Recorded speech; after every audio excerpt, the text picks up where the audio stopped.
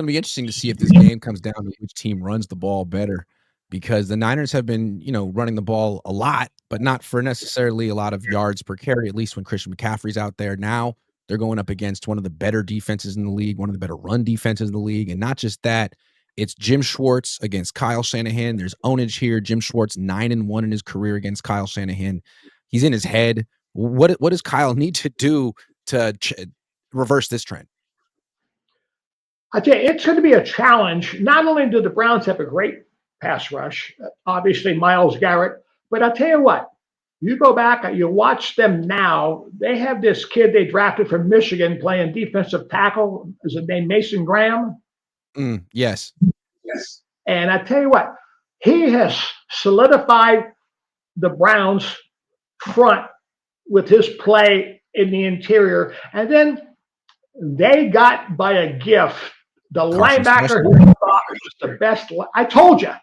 Yep. Before the draft, this kid should be drafted in the first round. If the Niners have a chance to grab that kid, even though they had Fred Warner, they needed this kid. Instead, he's playing in Cleveland. He was the first pick in the second round of the draft.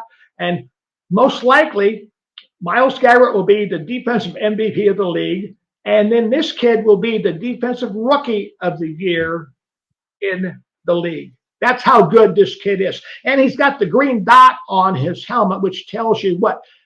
He's another Bruin like you. He's smart guy. Smart guy. And he can play. And when you have a rookie, especially with Schwartz's defense, and he's your signal caller, and he's the traffic cop putting everybody where they should be and aligning people and making checks predicated upon offensive formations and shifts and motions, that tells you about how well he is in the mindset of Schwartz, that this kid is a talent. Yeah, I'm looking. He has 96 tackles in 11 games. Wow. And Myles Garrett has 18 sacks in 11 games. Who is this guy? Wow. No, but wow. I tell you what. And then casually having the best season of all time. Okay, they got two decent defensive backs I really like. They got the Denzel Ward kid at corner, and they got Delpit at safety. And so I tell you what, between Cleveland and the Houston Texans, those two defenses, in my mind, are the two premier defenses in the league. If you separate, and neither one of them really has a good offense to complement the defensive skill set and the way their defenses are playing. But those are the two best defenses. If you just could pick a defense that you would take to match up with anybody, I would take Schwartz or DeMeco Ryans' defense, and then say, okay, go out and put it with, New England's offense, or put it with one of these other clubs' offense. They'd have a Super Bowl team.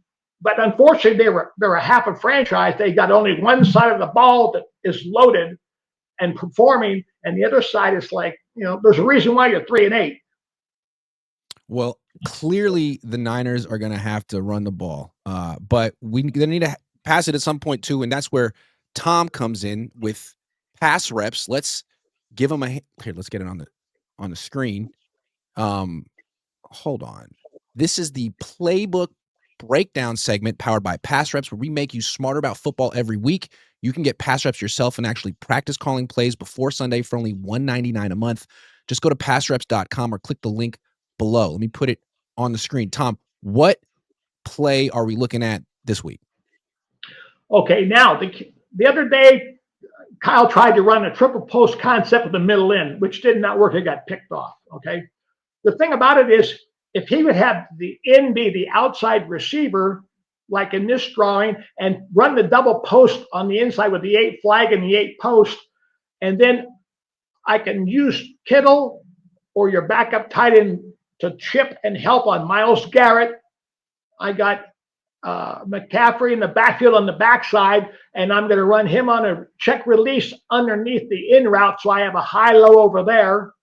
And I still have a shot, depends on how they play in the secondary on the inside post, but I've got some protection issues I've got to make sure I take care of first.